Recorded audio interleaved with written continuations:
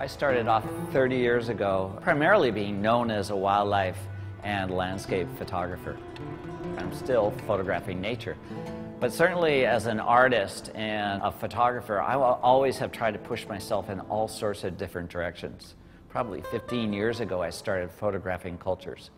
And that really has been a ticket to remote areas around the world from which I photograph wildlife and landscapes, remote cultures, urban settings. I love all of it. You know, it's vitally important to me as an artist. My background's painting and art, so from the very early ages I was framing and matting paintings, and now of course as a photographer I'm doing the same. So I've built this beautiful gallery.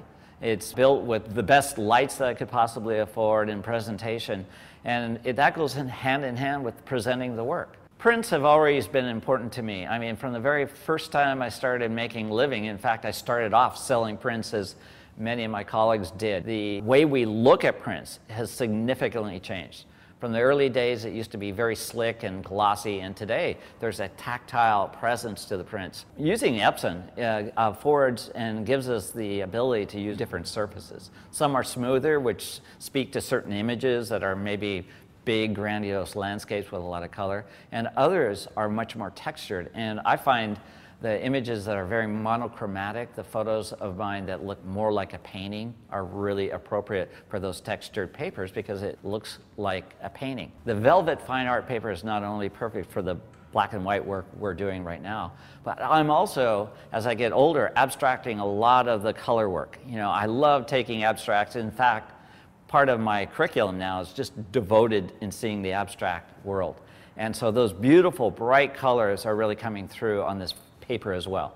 So for all the right reasons, this paper seems to have arrived at the right time. It's colliding with my career in a beautiful way. This is an image I photographed in Koyasan, Japan. It's a stronghold for the Shinto religion. It's a beautiful area on a mountaintop. This is one of my favorite shots taken during that whole experience. And it's of a Shinto shrine with a snow-covered branch in the foreground. It's very designy, very graphic. And with the velvet fine art paper, it's just appropriate for it because it just captures the richness of the color.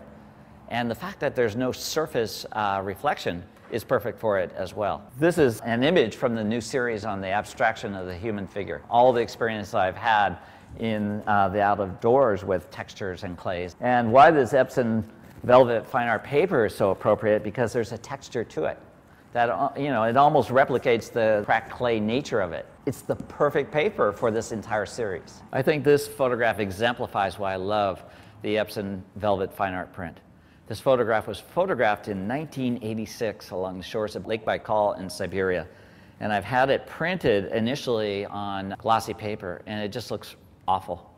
Now with this beautiful paper, when I print it, even colleagues of mine who should know better, they'll say, "Is that a serigraph?" I say, "Straight print."